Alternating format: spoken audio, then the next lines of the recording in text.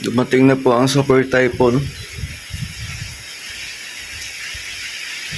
Hanggang ngayon mano pa rin. Ano, mahangin na. Medyo malakas na yung hangin.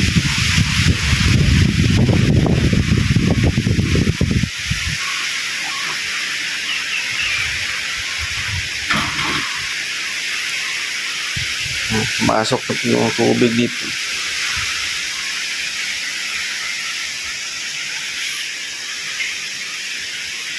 Parang yung mga mga dahon. Ay, putol ang yung wire. Naglaylay. Ito yung wifi, walang wifi.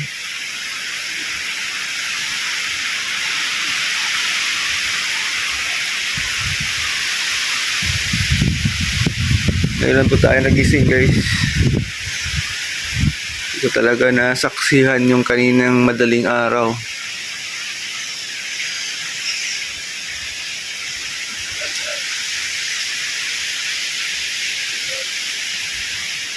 Yun, guys, keep safe everyone.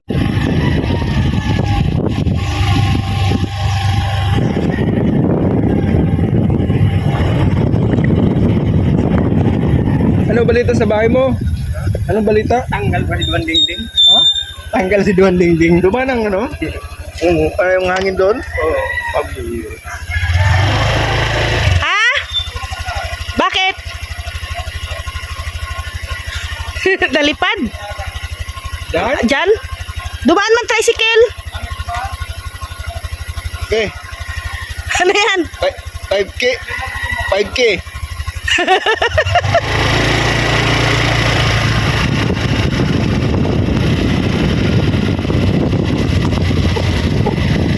Ay, naputo lang inaanak. Ito na po yung picture no. Uy, rambutan.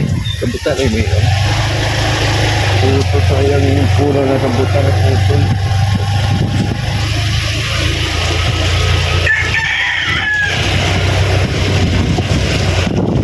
Hindi ko na nambalayan. Ay, ang street light. Sayang ang wala na tayong dito. Ilaw. Tol.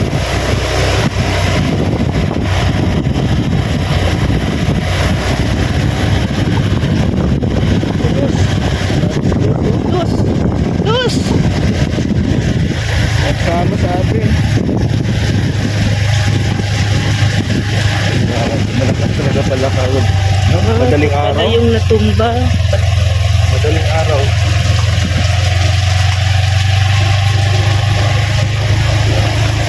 Umahan kami ni Dus.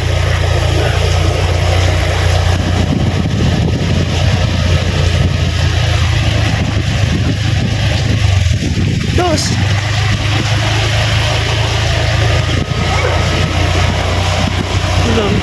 Puno. Madaling araw pala. Hindi natin nasaksiyan, Ito, mga saging, Grabe, kawawa. Ubus. Ubus na tumba.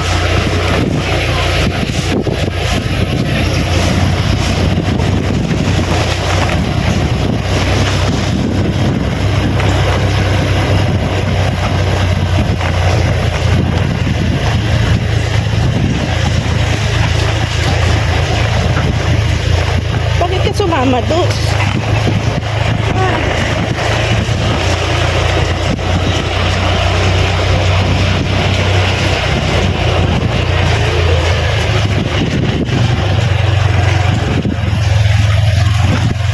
Naman tayo ni Dos kasi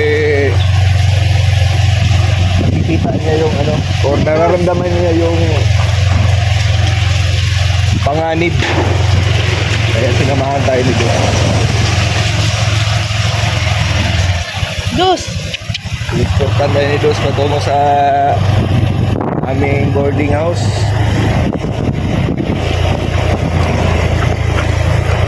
Sana hindi nagbaha doon sa loob.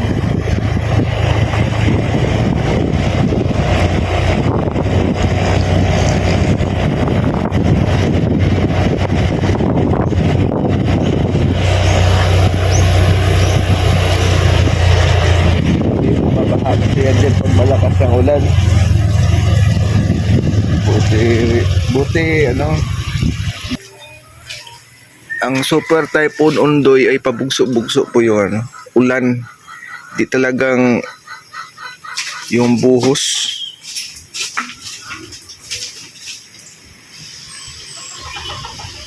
Yung buhos ng hangin ay ano, nanalasa kagabi, madaling araw.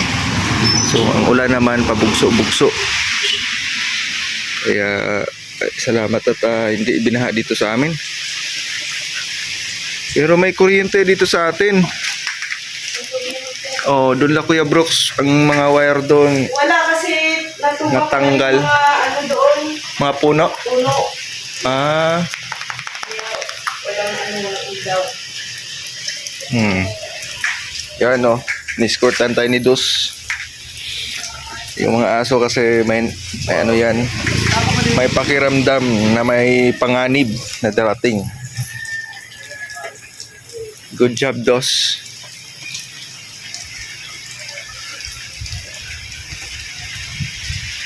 Ayan. Yung Super Typhoon. Super Typhoon Opong. Bugso-bugso si Super Typhoon Opong.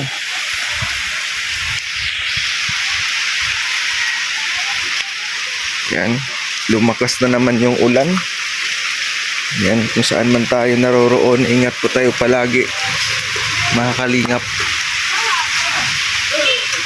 Lalo na ngayon ay ang bagyong Opong ay papunta na dyan sa inyo. Kasi dumaan na dito sa Bicol.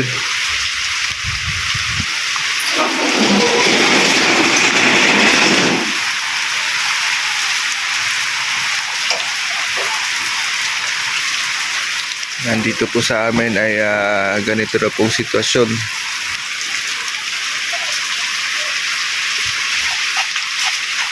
Yan, cancel lahat.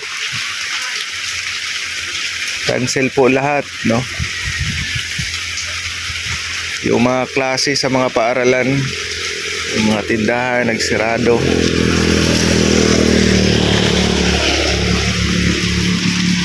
Dahil ni Super Typhoon Opong. Yung pala na Kuya Brooks, matatagalan ang kuryente doon. Yun lang kasi na ano ay natumba yung mga puno doon, baka nasabitan.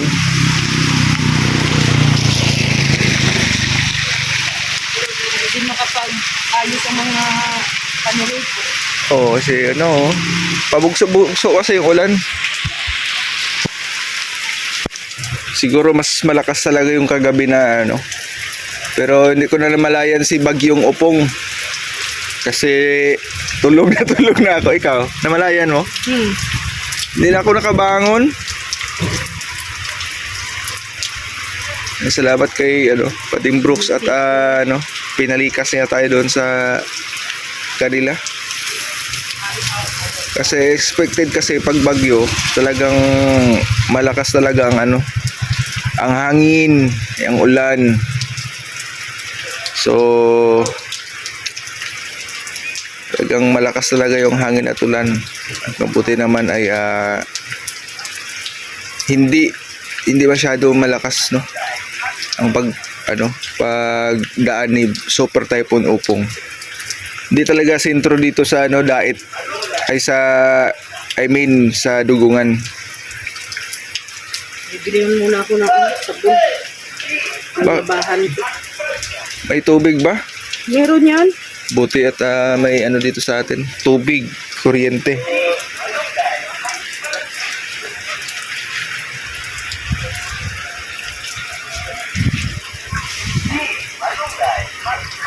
Grabe ang sipag naman ito ni Rio Larte. Yan, kahit maulan, no? Yan, bumili ng sabon.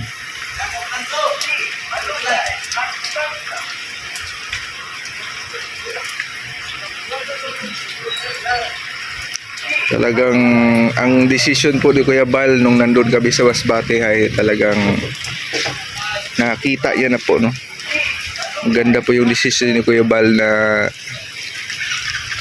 umatras or mag-retreat kaysa magpatuloy na magbiyahe patungong Masbate, Sorsogon.